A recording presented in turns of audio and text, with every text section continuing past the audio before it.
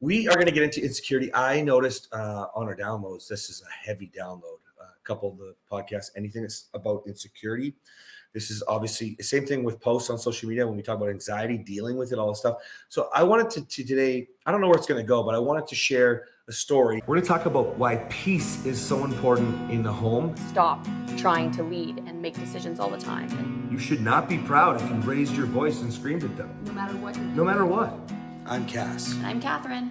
Why am I allowing him to do this in front of our children? Why am I allowing this to happen at all? You don't get to say whatever you want to a man and push him to the point where he snaps. I might have been a really bad man the other day, but today I went out of my way to be a good man, and she thanked me for it. Is that you always want to act in the direction you want to go. So he is just a paycheck. What about his needs? we're MorrowMarriage. Let's flip divorce statistics with the new marriage. Welcome to the MorrowMarriage podcast, where we are real, raw, unscripted, and Uncensored. Oh yeah, uncensored. Anointed. Okay. All right. So we are going to get into insecurity. I noticed on our downloads, this is a heavy download. A couple of the podcasts, anything that's about insecurity. This is obviously the same thing with posts on social media when we talk about anxiety, dealing with it, all this stuff. So I wanted to today, I don't know where it's going to go, but I wanted to share a story. Now, this story is when we were out east last year, and I have insecurity under control now. But I want people to be aware of it's still there. I'm just aware. If you listen to the last episode, I was talking about learning to manage your emotions. Things like anxiety and insecurity are the same thing. I don't care why I'm insecure. Okay, go listen to that episode. It's all stemming from me growing up as a child and then filtering into the relationships until I met Kathryn, where it was the one woman I loved the most and was definitely the most insecure. And the most least likely, that's a combination. No, you know what it is, least likely to ever do anything to hurt me, like cheat. However, insecurity is a monster. When it grips you guys, it grips you and it spins your mind in 19 different directions. I usually say 7, I think. But like at the end of the day, you start making up all these different versions of what reality looks like. And I wanted to share a real-time story. You know, some of you, like I've noticed a lot of my men, because not everybody's a narcissist like me, but I notice a lot of guys that I work with have traits. Now, don't want to scare anybody away who's worried. It's what I think is part of the nice guy. Okay. When you're a nice guy, the way that you do things is a lot like a narcissist, where you love bomb and then you undermine the love and you do all your bullshit. Okay. The nice asshole. Okay. Now, I'm not a nice asshole. Now I'm a great man and I'm with Kathryn. We're on the East Coast. But what happened? So there was a couple things. Okay. We're going to get to the rabbit in the camera in just a moment, but I'll give you a preface. Now, I don't remember if it was the same day or close to it, but Kathryn took her pants off in the bedroom. Yeah, that's all right. And then, no, stop thinking about it. She's my wife. Go get your own wife. Okay. So her pants came down, but so did her underwear. And I did not see the underwear in your pants. I immediately had this wave of panic, anxiety. She always, if you know my wife, you should not know her this intimately, by the way. But if you know my wife, you wear underwear. Always. I always wear underwear. Yeah. Well, I can think of some times when we don't. Well, I mean, yeah. Okay, anyways, get your minds on the gutter, people. Okay, so I didn't see the underwear in the pants, so I had this panic, like full on. Like it felt. I think because you guys, if you're following our journey, like we're stronger and stronger and stronger every single day, every single month, every single year, and so it's. I don't know, maybe because the stronger, you know, we had that's another story, but you had your little moment around your birthday, before your birthday. A couple months ago. Yeah. We did an episode on that. Did we talk about it? Okay. Yeah. And so the stronger you get, the more you have to lose, right? And so something that we never could have been prepared for, but we're so happy and so in love that these waves will still hit you. Now, I get them, especially probably from who I am inherently, okay? So I had this panic, all right? Now, you were wonderful. Now that I know how to communicate, you know, and that's part of what we do now. And I'll be like, well, I just had this feeling of I didn't see your underwear and whatever. Remember the story now? Sort of, yes. Sort of, yeah. And she just turned to me and said, are you good? And I already was in check. I said, so good. Give me a big hug. Give me a big kiss. His pants were still off. It was awesome. And and then everything carried on. Now, around that time, and again, I don't remember. I think it's probably close to the same time, not the same day. but we have cameras in the house always, so that when we go on our dates, we can check on the kids. Okay. And so we can check on the babysitters. We don't just leave them alone. Yeah. Yeah. No. Nice try, guys. All right. So one of the cameras wasn't working. And so Kathryn had me go check in Riddick's room and go take a look at it. And the wire had been cut on this camera. Okay. So it's plugged into the electrical outlet. That's right. And it's cut, still plugged in, hanging. That's right. And this is just like, this is a wireless camera, but this is like the sensor, the unit or whatever, right? And so like it's behind the dresser. Like you should, like nothing should be able to get to it. Like weighed like 150 pounds. It was a solid wood dresser that I got on Marketplace, and it was heavy. So the kids didn't move it. The kids couldn't reach back there with scissors.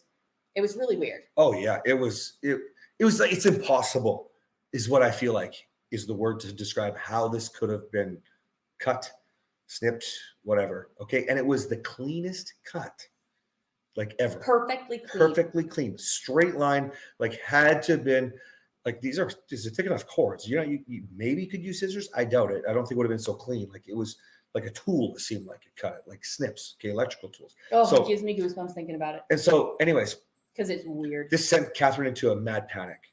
So she's insecure in her own way, not about me, but insecure about like, oh my gosh, what's going on? She's scared. It's really more fear-based, right? I was scared because my first thought is someone in our house? Mm-hmm. Was someone in our house? Why would they be in our house? How did they get into my baby's room? All of these things. I'm panicking. Security alarms are going off in my mind. That's right. And I, being who I am, automatically went right to, well, wait a minute. Like, why would the wire be cut? It's such a perfectly clean cut. Like, wait a minute. Was she doing something with another man in the room? This is all happening very fast, by the way. So I'm talking about it slow, and I'm giving you some of the 9 different directions here. Was another man in the room? Well, we have no camera in our bedroom, so that makes no sense. But then, of course, there's a rocking chair over there. So maybe, and all of these different pieces are floating through my head in like 10 seconds. Okay. And so immediately check, obviously not. Plus, she's in a frenzy, so I'm not dealing with me right now. I'm dealing with Kathryn. And I was freaking out. That's right. So you got to be grounded. You got to be in control. We need to be there for our wife with these emotions. Okay. And so we started to talk about it, try to figure it out. We're trying to be logical and rational. Both of us were. Mm-hmm. You were too, though you were. And you were being really, really cool. And then you said, I'm not going to, after I started to calm down, you said, I have to be honest. I'm feeling a little bit, I had some waves of insecurity go through me, and I am still I did a little premature. I'm still panicked, and I was like, oh, honey, are you okay? And I was like, and so we're trying to talk through it, and through talking through it, we were both very logical. I'll let you tell the. Yeah, and then we realized, so if you don't know us, Kathryn is like the animal queen. So if we can find it outside and it needs a home, it's going to be our home. Like I'm pretty sure the baby bear cub over there is going to come in later today. And so we had a rabbit. I think we spent an hour and a half trying to catch this rabbit outside one day. It was a domestic rabbit that someone we believe probably dumped, and it was in a complex close to our house. Yeah. So there were a lot of people trying to catch it. We tried to catch it. Eventually somebody caught it and brought it to our house because they knew the crazy animal lady will take this rabbit. That's right. And at first it lived in the chicken coop with our chickens. And then when it got cold, all the chickens and the rabbit came in the house. Yeah, because that's how we do things. And then so now we have this rabbit in Riddick's room at the time for a little while. Anyways, we figure the rabbit must have gone through the cords. But here's the funny thing about that. Well, and we didn't actually think of the rabbit. Oh, not yet? No, it was days later. I was telling my massage therapist, I was texting her, and I told her about the weird cut, and she said, do you still have that rabbit? And I said, oh yeah. And I said to my husband, you know him. I said, the rabbit probably did it. And we still are not, it's really still too weird for me. But going back to that night, as we started to talk about it, of course, because he used to accuse me of a lot in the past, when he gets these waves of insecurity, my heart still does beat a little bit because I don't want him to feel that way. And I don't want to be accused. He doesn't accuse me anymore, but my old reaction still, my heart beats a little bit. I'm like, oh my gosh, like I don't want him to feel this way. I don't want to get accused. Just in case you're listening, you wonder about triggers. That's a trigger, right? Mm-hmm. And so I have to manage my triggers the same way he has to manage his reactions. And so as we're talking about it, this is what brought a little bit of light to the situation, because I had to laugh because I said, if I was, this made him laugh too. I was like, let's just say I was cheating on you and I was having sex in Riddick's room. do you think I cut it or would I just unplug it from the wall? And I burst out laughing. I'm like, that is such a valid point. Here's the problem with insecurity, guys, in those 9 different directions. It's never the right one. You got to get a hold of insecurity. And yes, I still have these waves, and yes, these things happen, but in all in all, it's in control. It's not going to rule me. There's definitely never going to be an accusation. I know how to share feelings, mostly at the right time. I guess not perfect. I'm still learning that a little bit, but you've grown so much. Though. Yeah, and so what'll happen is, you present the wrong information. When you get this dialed in, though, you work together. Now we just can't explain, because no rabbit, by the way, is chopping a cord. It is so bizarre. Smooth. So I have to grab the dog. Yeah. Of course, baby. Yeah, this is our new, speaking of animals, our new little rescue. Wants attention, then runs. Yeah, he's 10, and who knows what he's been through. So you hear that little squeaking in the background. Now he ran away when I tried to pick him up. That's right. So, listen, I wanted to bring this up because I can't believe how many downloads the other episode. Well, there's a couple on Insecurity, and the one for sure, it's going nuts. Excuse me. And every time I post on it, it's very popular. It gets so many men to reach out. So this would be a really great episode to share. Same with that other one.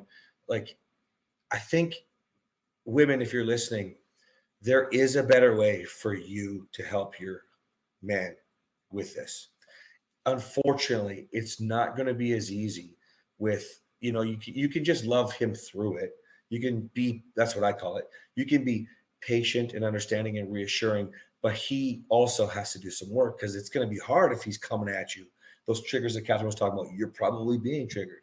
And I shouldn't say he and she. This is going to go both ways. Yeah, absolutely. Yeah. This will go both ways. Yeah, I've seen I work with a lot of my men whose wives are very insecure, and we have to love her through it. And so it can be very challenging, especially if you're not, we obviously there's so much to teach that goes around. If we say that this is like a little dot on the map, there's like the whole area around the map that all these other pieces that we would use in our programs to sort of help facilitate this. But what I want you to have is something tangible. I want you to realize that you can be there for your partner. I remember when you said, this is really early in our journey, and we talked about it before, but I'll say it in case you haven't heard it, guys. You said, if you feel insecure, just say, I love you, but I'm insecure. Mm-hmm. Right. And I was like, this isn't going to work. Can I give the background of why I said? Oh, sure. Yeah, of course. So whenever he had an insecurity, he would come at me with an attack and an accusation. And it would seem like he hated me in those moments. And so I said, I'll help you through your insecurity. I need to know when you're about to go off the deep end so I can prepare myself. And the first thing I need to hear from you, I need you to confirm that you love me, because I know that this could go down a dangerous road. Mm-hmm. So please tell me that you love me, so that I don't start thinking, oh my gosh, he doesn't love me. He hates me. Because when he acts like that, not now. When he acted like that, it would make me very fearful that you didn't want to be with me, you didn't like me, all these sorts of things. And so I said, open with, you love me, and that you're either feeling scared or insecure. The moment that I hear that, I'm going to brace myself. I'm going to make sure I have my emotions in check. Yeah. So that if you do get attacky, I'm going to be able to talk you off the ledge. That's right. Now, and I said, I promise it'll work. And it did. It worked every time. Yeah, it worked very, very well. We just had other challenges to deal with. Insecurity it's really just a mask, right? Actually, you're insecure and you have anxiety, and it's really all fear-based, and you need to deal with why you're afraid. And go listen to the last episode. It's not about dealing with all that crap. It's about making what you want happen. Okay. All right, guys. We'll see you next time. Bye.